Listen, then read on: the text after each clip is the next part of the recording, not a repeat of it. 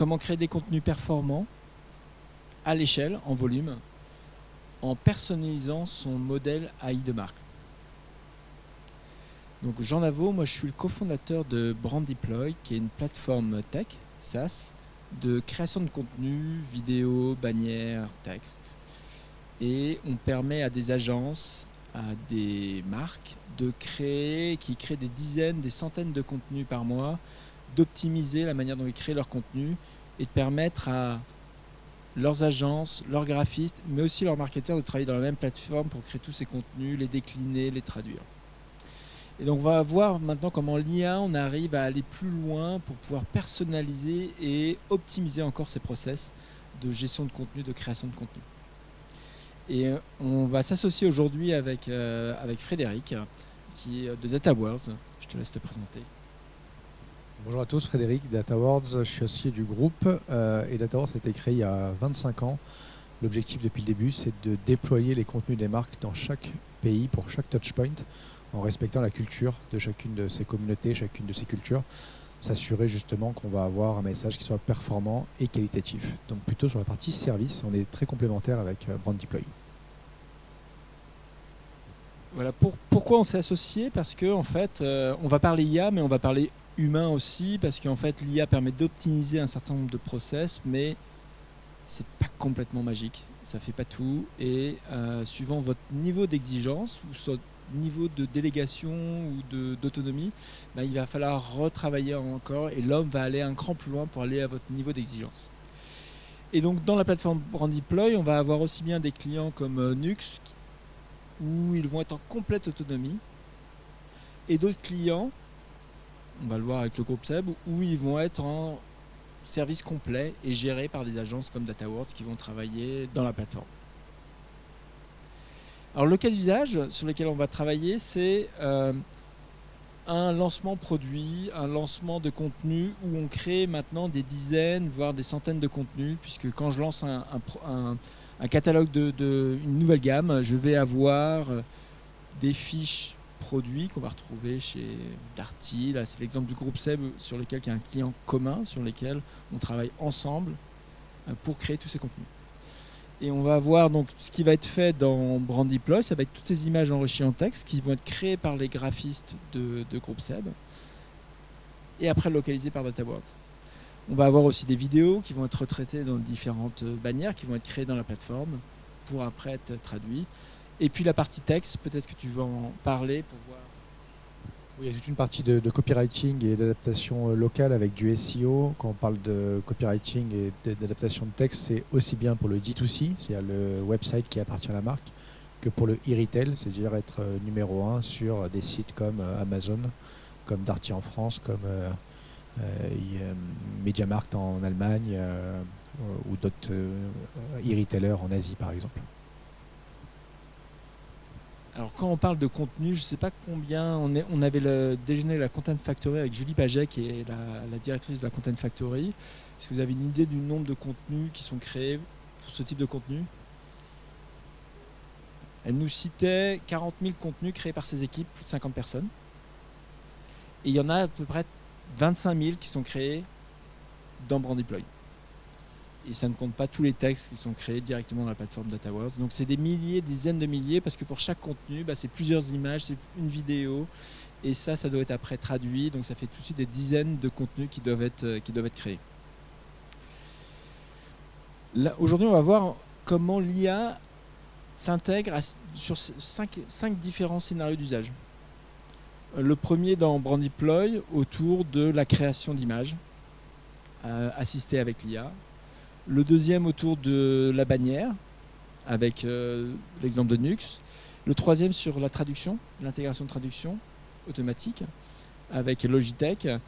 Et puis 2 cas d'usage que l'on va voir avec Coty sur DataWords, sur lesquels c'est comment je vais plus loin par rapport à la création, assisté avec de l'IA pour arriver à avoir des fiches produits, des textes qui sont générés avec une première passe avec l'IA, et puis la traduction. Donc le premier cas d'usage, c'est autour de l'image. Demain, vous avez tous testé différentes IA, vous en avez testé une, elles ont parfois des limites parce que quand on utilise juste le moteur, on est limité en termes de possibilités. Dès qu'on est en API, on va beaucoup plus loin. Et puis maintenant, en fait, on mixe 10 IA différents parce qu'on a besoin de développer un modèle qui fonctionne par rapport à son cas d'usage et par rapport à sa marque. On a besoin, en fonction de sa marque, se dire, okay, quand je génère une image, quel est le prompt adapté à la marque Moulinex? Est-ce que c'est plutôt du marbre? Est-ce que c'est plutôt du bois? Est-ce que j'ai des touches de rouge? Est-ce que j'ai des légumes avec mes images? Est-ce que, voilà. Donc on va définir pour chaque cas d'usage le type de prompt qu'on va intégrer. On va aussi définir les types de LLM, d'IA qu'on va utiliser. Parce que chaque marque va avoir des IA qui vont être différentes. Certaines vont être plus performantes, mais avec des enjeux de propriété intellectuelle, qui seront acceptables dans certains cas d'usage et pas dans d'autres. Donc tout ça, on rend un moteur qui est paramétrable pour le définir en fonction de ma marque, en fonction de mon cas d'usage. Et ça, c'est ce qui va permettre d'avoir des niveaux de qualité et sur lesquels on va après améliorer en fonction des différents éléments. Donc naturellement, on fait ça quand on a du volume. C'est-à-dire que pour faire une image, on n'a pas besoin de ça, mais lorsqu'on fait des dizaines, des centaines, c'est là que ça devient pertinent.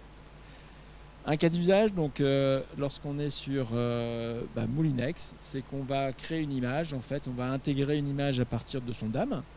Et puis, on va segmenter certains éléments. On va pouvoir enlever des parties et mettre un prompt pour dire je voudrais un décliné avec des fruits rouges. Et donc, ça va se générer une nouvelle image. Un deuxième cas d'usage, c'est je vais enlever le fond.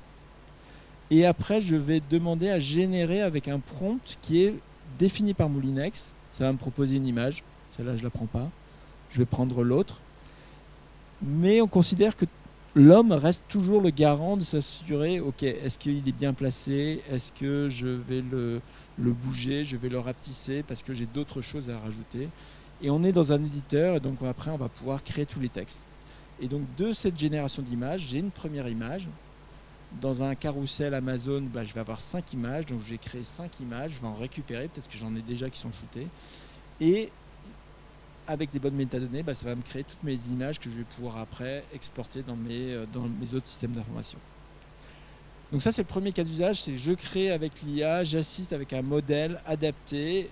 Dans ce cas-là, il y a à peu près 5 types d'IA qui sont utilisés pour pouvoir générer ça. Le deuxième cas d'usage, c'est comment j'assiste. Donc là, on avait des images e-retail. Le deuxième cas d'usage, c'est je crée des bannières promotionnelles. Cette bannière, elle a été créée en 3 tailles par les graphistes de Nux. Mais dans chaque pays, ils vont potentiellement avoir des variantes. Dans le cas de Nux, ils sont autonomes. C'est-à-dire que les marketeurs qui eux-mêmes vont choisir les tailles qui vont être adaptées. Et là, on utilise l'IA qui va permettre d'aller un cran plus loin en termes d'automatisation de la création. Et donc, on va partir d'une première créa. Dans la réalité, il y a 3 tailles. Je choisis 5 autres tailles qui sont prédéfinies et ça va me créer automatiquement 8 contenus. Je vais pouvoir les modifier encore un petit peu et je vais pouvoir les réajuster si j'ai besoin et je vais pouvoir tout désynchroniser. Donc je vais pouvoir changer une image directement sur mes 8 formats et après pouvoir les exporter directement. Ça fonctionne sur des images, sur des vidéos et ça fonctionne aussi sur des images animées. Donc là, l'IA permet d'optimiser puisqu'on récupère la donnée, l'enregistrement de toutes les modifications qui ont été faites par les hommes, puisque les graphistes, naturellement, ils repositionnent les choses, pour aller un cran plus loin en termes de s'assurer que dès la première fois, c'est pertinent. Le troisième cas d'usage, c'est l'intégration de traduction dans des vidéos. Là, on a une première vidéo qui a été faite sur un éditeur professionnel, Adobe Premiere par exemple, et on va faire le montage, l'assemblage dans la plateforme pour créer une première taille en trois tailles, donc par les graphistes de Logitech. Et une fois qu'on a ces 3 tailles, on va pouvoir les traduire et injecter automatiquement des traductions type DeepL directement dedans avec 22 langues dans les 3 tailles et ça va me générer toutes mes traductions. Potentiellement 95% du job est fait et il reste 5% de réajustement parce que en scandinave, en finlandais, les mots sont un peu trop longs, donc il va falloir que je baisse certaines polices. Donc il y a encore 5% du job à faire Je vais pouvoir après le commenter. Si c'est d'autres personnes qui font les modifications, ils vont pouvoir commenter directement et puis je vais pouvoir monitorer ce genre de choses. Beaucoup de clients, on arrive à une limite. C'est-à-dire que DeepL, c'est pas magique. Ça marche sur peut-être 2/3 des mots, mais dès qu'on est sur des claims marketing, c'est plus assez puissant. Et là, on a besoin, soit on est capable de soi-même le retravailler, soit on a besoin d'aller plus loin et de s'associer avec un partenaire. Et c'est là où on s'associe, DataWords intervient, puisqu'ils vont pouvoir aller plus loin sur la qualité de la traduction. Ils vont aller plus loin sur la capacité à générer des bons textes, à générer la transcréation par rapport à ce que je vais pouvoir faire. Et donc toujours, c'est ce niveau de curseur entre ce que je fais ou ce que je veux déléguer, suivant mon type d'organisation.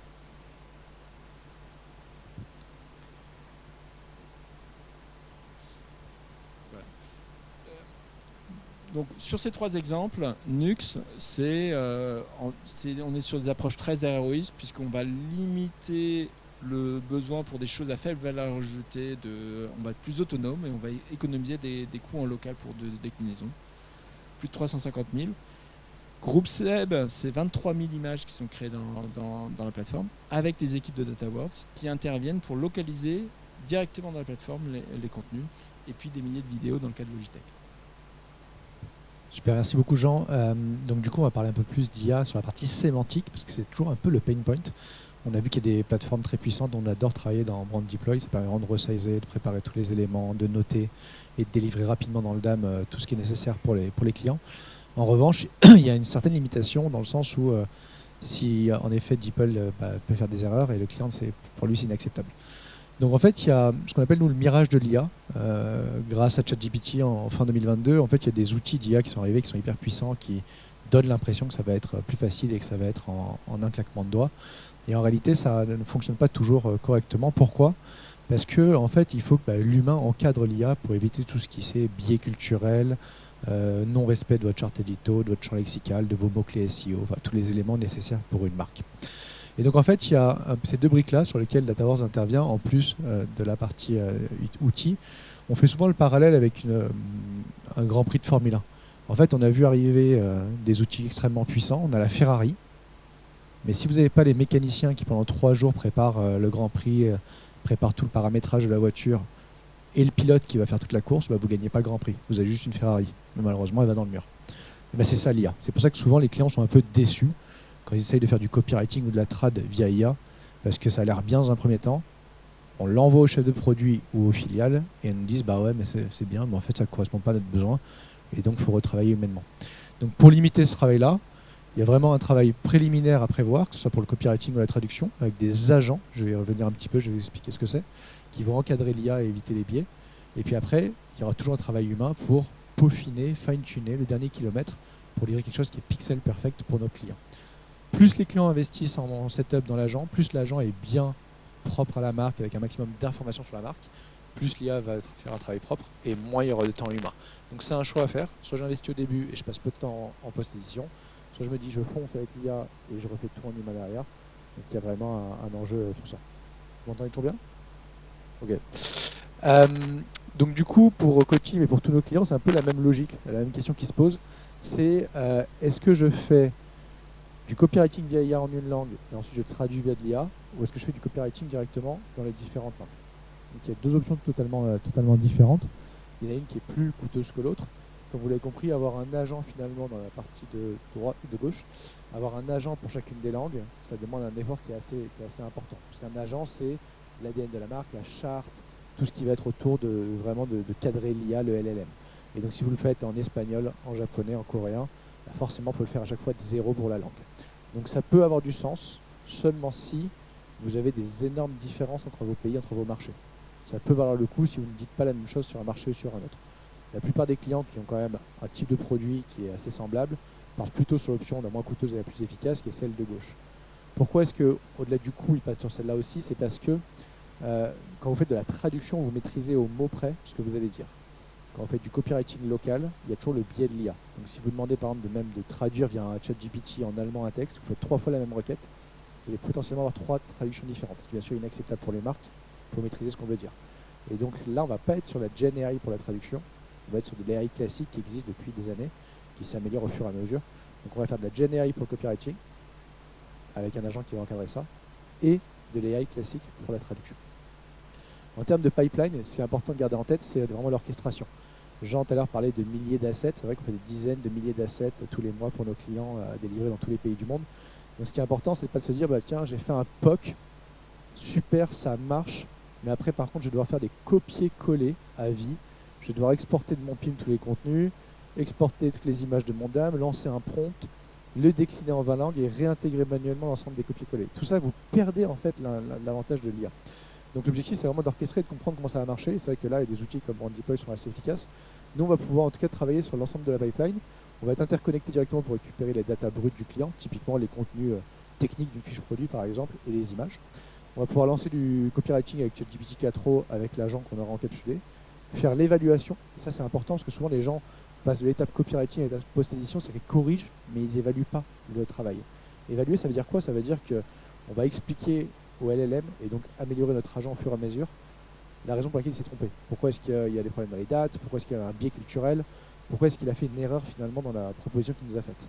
Si vous corrigez juste le LLM et que vous avez par exemple 20% de correction, mais que vous ne lui apprenez pas, vous corrigerez toujours 20%. Si vous faites l'évaluation et que vous comprenez où est-ce qu'il s'est trompé, vous pouvez corriger la racine et passer peut-être à 17% au prochain coup, puis à 15%, puis à 12% de travail humain. C'est ça l'objectif, c'est ce cercle vertueux.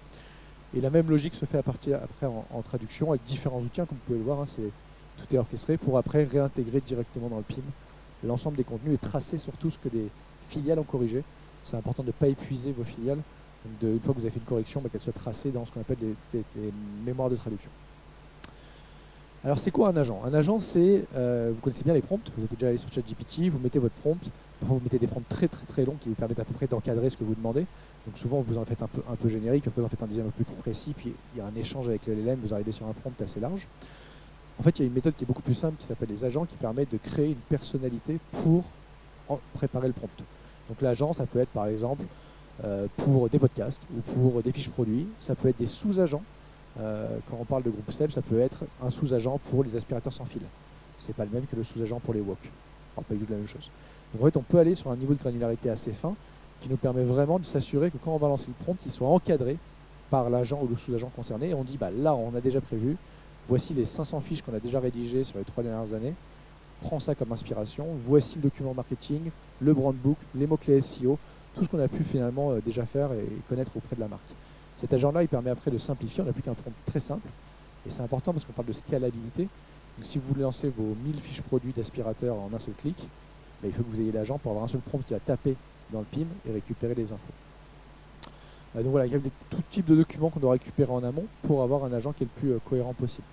Sur la partie traduction, on a parlé de DeepL, qui marche bien dans certaines combinaisons de langues. Le piège aussi, c'est d'utiliser un seul outil pour toutes vos langues. Là, clairement, ça ne marche pas. Peut-être qu'on va avoir IBM Translation pour l'anglais vers le néerlandais. On peut avoir un Amazon Translate pour un autre type de contenu. Pour le chinois, plutôt du Baidu Translate. Pour du coréen, plutôt du Naver Papago.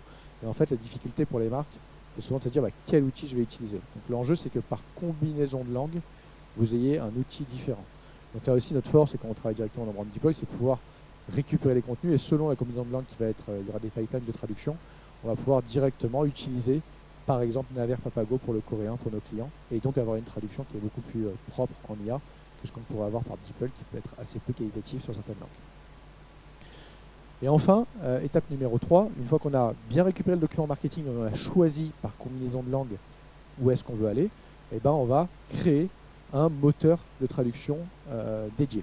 Et donc ça aussi, ça permet, c'est un peu la même logique que l'agent pour le copywriting, c'est l'agent pour la traduction. Au lieu de laisser un DeepL ou un Naver Papago faire la traduction brute de ce qu'il a dans le ventre, en quelque sorte, de ce qu'il a de son historique global, on va l'accompagner avec ce qu'on appelle des processeurs, donc ce que vous voyez à droite. Typiquement, c'est-à-dire que ça va corriger automatiquement une traduction. Je vous donne un exemple.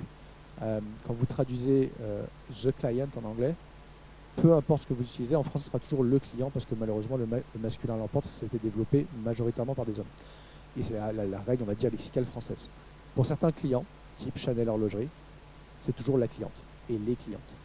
Donc le LLM se trompe toujours, enfin l'outil d'IA se trompera toujours. Donc le processeur, c'est quoi? C'est une fois que ça a été traduit par l'outil qu'on aura sélectionné, automatiquement, il y a une règle, un peu comme dans vos Outlook, qui retrouve la traduction qui a été faite. Donc il peut y avoir des milliers de processeurs et qui va dire, ah, on parle de client, c'est au féminin, et donc je vais le corriger avant qu'un humain passe dessus. Et donc en fait, on va livrer au post-éditeur quelque chose de propre. C'est toujours cette même logique que je vous disais tout à l'heure en introduction, investissement initial versus post-édition humaine. Là, on recevrait dans ce cas-là, puisqu'on a créé le processeur de mettre au féminin les clients, l'humain reçoit directement la cliente et les clientes, et donc on n'a plus besoin de le corriger. Et donc il a gagné beaucoup de temps en post-édition. Et après, bien sûr, il y a toujours du temps de travail. Là, c'est un exemple pour Guerlain. Donc on a le texte source qui rentre dans la machine. Ensuite, on a la traduction qui est proposée par l'IA. Et puis, on a ce qu'on appelle la post-édition humaine. On voit l'exemple en haut qui est intéressant. On a haute toilette, qui en espagnol, se dit quand même haute toilette, mais en minuscule, c'est la règle locale. Mais nous, pour Guerlain, c'est avec un T majuscule. C'est typiquement une règle qu'on pourrait ajouter dans le processeur. On le voit une fois, on le corrige une fois, on évalue et on corrige à la racine. Ça permet que la prochaine fois, on n'aura plus corrigé cette ligne-là, et on n'aura pas cette distance d'édition, ce retravail nécessaire que vous voyez en vert. Donc c'est important bien sûr de livrer ce qui est complètement sur la partie gauche de l'écran, c'est ce que le client va avoir besoin pour sa campagne, mais de corriger à la racine la chose pour avoir vraiment un cercle vertueux. Et donc l'enjeu, et c'est ça que vous devez faire au début, je vais conclure sur ça, c'est qu'avant de vous lancer sur la trad via IA, c'est d'évaluer en fait ce qu'on appelle la distance d'édition, le chiffre que vous voyez dans le tableau du milieu. La distance d'édition, c'est le pourcentage du texte qui est retravaillé entre ce que l'IA va proposer et ce que l'humain va livrer définitivement à la fin pour la publication. Plus cette distance d'édition est élevée, moins ça vaut le coup de passer par de l'IA. Notre recommandation, c'est de prendre ce qui est entre le vert et le orange. Tout à fait possible de partir avec de l'IA, mais il faudra, dans les cas du orange, vraiment travailler sur les processeurs et vraiment travailler sur les custom engines au début, en setup. Sinon, on n'arrivera pas à un niveau de qualité important et vous ne gagnerez pas d'argent et de temps dans la post-édition. Donc ça permet vraiment de faire un test à blanc et on voit le résultat. Et après, on va travailler sur ce que je vous ai présenté avant, le processeur et le custom engine, qui va nous permettre de réduire drastiquement ces chiffres et donc de suivre au fur et à mesure ce fameux taux de retravail qu'on a localement. Pour Coty, et je vais conclure sur le cas de bout en bout, donc Coty, on fait tout de A à Z. Donc on est sur 40 marchés, on est sur 30 marques, et on s'occupe du copywriting, du SEO, de la traduction, livraison dans tous les e-retailers. Donc on parle de plus de 200 e-retailers dans le monde. Un exemple pour Flaconi. Notre objectif, c'est pas juste de faire des belles fiches produits pour Coty, c'est d'être le plus haut possible dans les mots-clés génériques. C'est là où il y a le combat, parce que les mots-clés, vous mettez Burberry Her, il y a Burberry Her qui sort, vous achetez le produit, il n'y a pas de sujet. Par contre, si jamais vous cherchez Damen Perfume, qui veut dire en français parfum pour femme, mot-clé très générique, l'objectif, c'est d'être en première position, en rang numéro 1. Donc là, vous voyez ce qu'on a commencé en 2023. On était en rang numéro 7 pour un produit. Et après l'optimisation de la fiche produit, copywriting, et puis après adaptation, on est déjà au rang numéro 4. L'objectif, c'est de voir comment cette fiche va évoluer. Et sur tous les mots-clés génériques qu'on va traquer, de regarder où est-ce qu'elle se positionne sur les 200 e-retailers sur lesquels sont positionnés, donc les Sephora, les Boots, les Nocibé et autres. Voilà. Et pour conclure, du coup, quelques références clients. On travaille ensemble sur le cas du groupe SEB et sur d'autres cas de clients. Et puis vous avez quelques exemples ici. Si vous avez des questions, on va les prendre.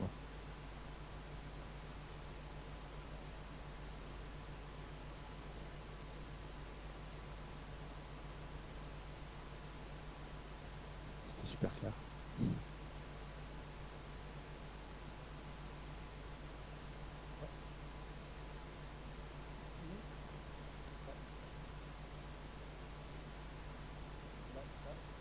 Souvent, ce qu'on a besoin, au client, on lui dit donne-nous ta charte édito, il nous dit j'en ai pas. Même les très grands groupes. Parce que souvent, il y a la différence entre ce qu'on travaille, un travail d'architecte et un travail d'ouvrier. Souvent, les marques elles ont l'habitude de faire une campagne de Noël, de Saint-Valentin, elles demandent à une agence de lui livrer la campagne en 30 langues.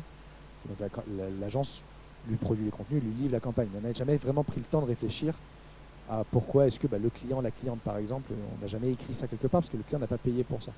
Et en fait, l'IA force les marques, parce que comme tu l'as vu, le premier step, c'est vraiment le contenu marketing brut qu'on a besoin de recevoir pour alimenter les agents.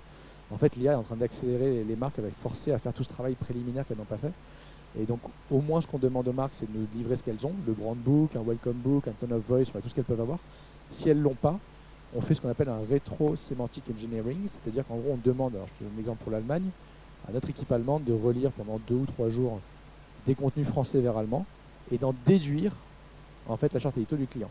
Donc des fois on peut tout faire, plus on fait, plus c'est cher, mais au moins le client n'a rien à faire, ou alors le client a des éléments parce qu'il s'est structuré et il a des choses à nous donner pour alimenter l'agent. Donc c'est un curseur à placer, on peut s'occuper de tout, c'est souvent le cas parce que pour plein de raisons, on a juste le brand book et puis il n'y en a que ça. Et donc pour la trad après, si tu fais beaucoup de volume, on peut récupérer des traductions historiques. pour ce qu'on appelle les mémoires de traduction, pour les alimenter. Ça permet de créer un custom engine qui est beaucoup plus pertinent. Mais il faut quand même beaucoup de volume et il faut qu'on soit content de la qualité. Parce que des fois, les gars me disent j'ai changé d'agence parce que j'étais pas content. On peut jeter la poubelle malheureusement la mémoire de traduction. Si on alimente un agent avec ça, on va être un peu déçu du résultat. Donc logiquement, faut réfléchir à la méthode, mais on est là pour accompagner le moins d'efforts possible avec un MVP, puis après on incrémente au fur et à mesure des projets.